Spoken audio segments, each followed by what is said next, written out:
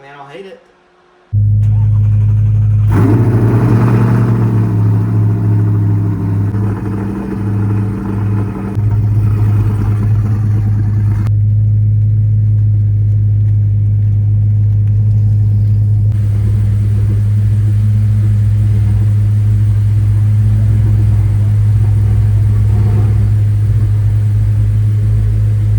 Alright guys, sorry, I couldn't do the video outside. It's literally 27 degrees here. It's not gotten any hotter today. We're on our little cold spell for South Carolina. Really cold. You didn't see by the thumbnail, we have a very special project here. We have a Audi R8 in the garage today, and we're doing something very cool to this R8. We are going to replace the front bumper and or fix this front bumper. The owner purchased a front bumper that I don't entirely know about. It has some imperfections. It's not what the owner anticipated, and we want to make sure this has good quality. But with that being said, we're fixing the factory bumper back on the table due to the aftermarket bumper not being up to the owner's expectations, and especially my expectations. It is just not quality. So with that being said, we're going to dive into this right here.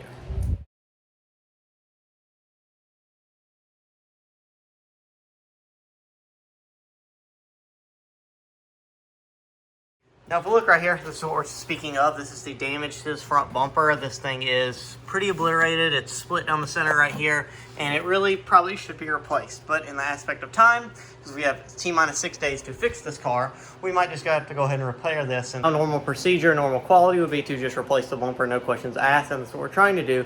But due to the quality of the bumper that we bought, it's just not seeming that's going to be possible. So we have 6 days to do this for the first car show of the season and the year for us.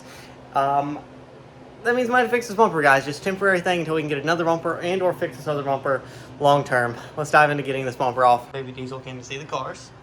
Hang out. Baby D. Diesel. What are you doing? Say hello to camera. Say hello to the camera. Oh yeah, get the scratches. Get all the scratches. Get all them scratches, yes. Alright, you guys ready to see this bad boy? Look at this. What the heck is that? Is this a freaking Tesla? Where the heck is the engine?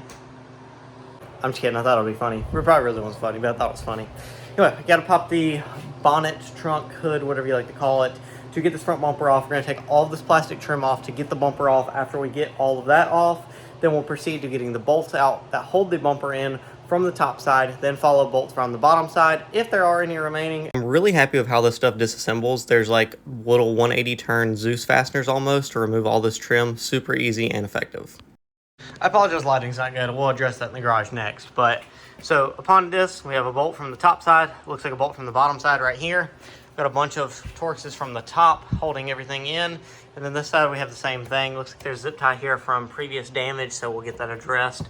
Probably go ahead and get him to replace these while we're here. And once we get that, then I'll see what's on the bottom side holding this, like I said, if anything.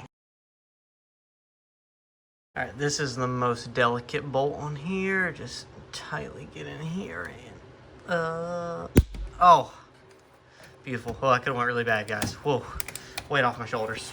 Now that all the funny business is out of the way, we're ready to go and get all the bolts off. There was 3 bolts in the fender well per each side holding the bumper. Really good design here, just a bunch of T30 Torx. Guys, I want you to take a second with me really quick and look at the amount of holes that were in this lip, holding the lip and the bumper to the car. You got like 8 screws on each side, and then you have at least 20 to 30 screws in the center. Another 8 screws over here. And when that was screwed together, that went screwed through the bumper to the bottom belly pan. So it was all attached, holding the bumper to the car, which in turn held the lip, which was a good thing. But then when you go to take it apart, not really a good thing. And we're gonna put that on differently when we do the new lip, because I didn't like the way that was. And it was all Phillips head self-tappers. Yeah. Now, we're gonna try to grab this and see how easily and or not easily it comes off. Okay. One side is always easy, and then the other side is not easy.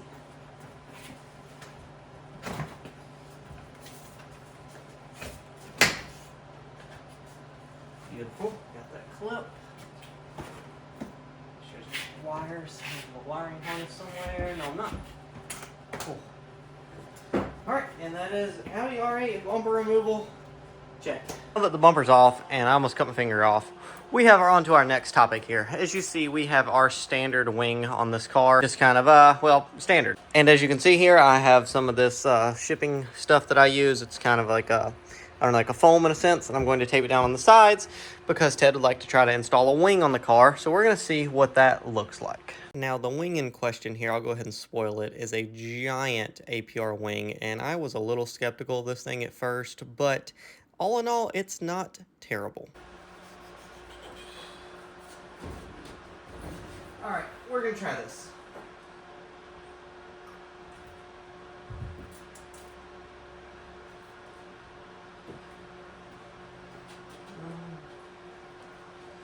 I mean, that kind of fits, I guess.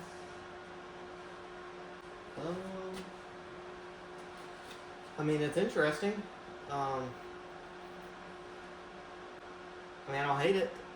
All right, check me out, check me out. I don't hate it. I don't know. I hate to say it's not too bad. It does not look too freaking bad on here. It definitely adds some aggression to the car. I think with the new front lip and different things, it's going to look better. But I cannot say I hate it, boys. I don't know what you guys are thinking or what you're feeling about it, but overall, like, I can't say I hate it. Now, do I know about the positioning yet? I don't know about the positioning yet. On the edge right here, I was gonna line it up with that because the car, if you notice at this edge, it kind of starts to kind of taper off. So that's probably as far back as we could go. I would like to have it maybe all the way back in a sense, but the wing's not gonna allow that. Right now I have it held up by this little polish bottle, but we're still not perfectly level on the car. So it does need to come forward a little bit. So I don't know, it does sit flush though. Whenever I do that, it will sit flush if I put pressure on it. I just don't want that bottle to fall. But yeah, I don't know. I mean, that might work. What does it look like from the backside? What does that shot look like? Wow, it's super big. But it's on there. Let's see what Ted thinks. Let's call Ted, see what Ted thinks. Then we'll make a decision. Ted loved it. He said, send it, put it on the car, and put a sticker on the bottom that says send nudes. So that was Ted's opinion. He said it looked badass. So I guess we're gonna send it. My only concern now that I'm noticing, looking over the things, haven't worked on one of these before, so we're noticing the hatch's gonna have to open to work on the thing, and it's gonna be in the way kind of well, literally, quite frankly, everything. From the side, you know, you can kind of lean over the car, work on it, whatever, but I have to make sure this is going to clear this, which is not technically a problem because I can move this back, but I want to make sure that I keep it on a nice flat plane. I don't want to be at an angle. The thing about this, guys, we're going to have to completely design and make brackets for this wing because they don't make those. They make the ones like for the Rocket Bunny that go on the back of the car. This has never been done before, so it's going to have to be custom made. We're going to have to design these brackets, make them to go on the bottom of the car to hold it kind of like we did for this car because this was a M4 wing, not supposed to go on an E92. So we had to make the brackets for the bottom of the trunk to make sure we had nice flat panels that would pull the trunk up and or bend the metal. This helps make everything on the car look nice and smooth, super flush, and that's what we're going for on this car as well. Of course, this is R8, so nice car. Want to make sure we keep it that way. So we're going to have to figure out those things, but take you guys through this journey. I love doing this stuff. This is my favorite part of doing this stuff is just doing things that aren't supposed to be done, but you can totally make happen because they're part of this career and this industry.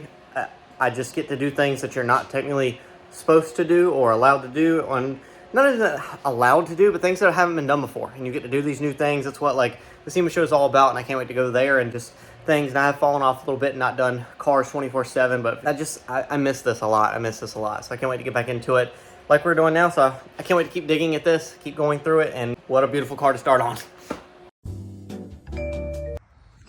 This bumper is seriously shot. It's lumpy as hell.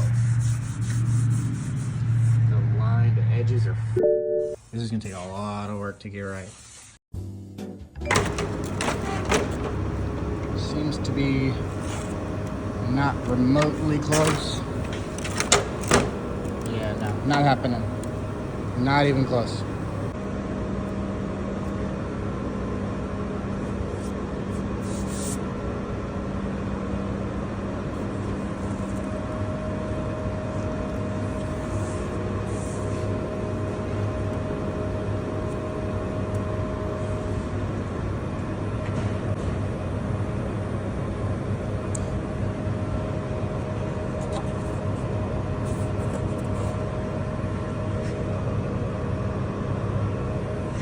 So that was a video from Kyle we just got, and if you couldn't tell by telling, that bumper's not gonna work.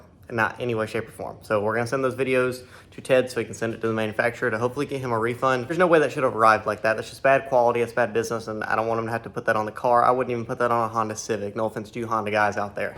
It's just bad quality, guys. We paid a lot of money for that bumper. It should not be that kind of quality. So we're gonna regroup on that one. Try to find a used bumper local to us. If any of you have a used R8 bumper, Gen 1 in Charlotte, drop a comment down below, please. I would be so grateful for you. That's gonna wrap this one up, boys. We gotta figure out this bumper debacle and really go from there. So thank you so much for watching. Hope you really enjoyed this video. I really enjoyed filming it, and it was super cool to get back into this. And what better car to start on than an R8, Kyle's dream car. So shout out to Kyle for helping me with this. Shout out for Ted for trusting us with it. And shout out to Caitlin for letting us use the home and or garage to work on this car. You guys are awesome. You liked it, hit that like, hit the subscribe. And if you're feeling a little frisky, you don't want to miss any more cool cars, hit that notification bell so you don't miss anything. Love you guys, and I will show you what's to come.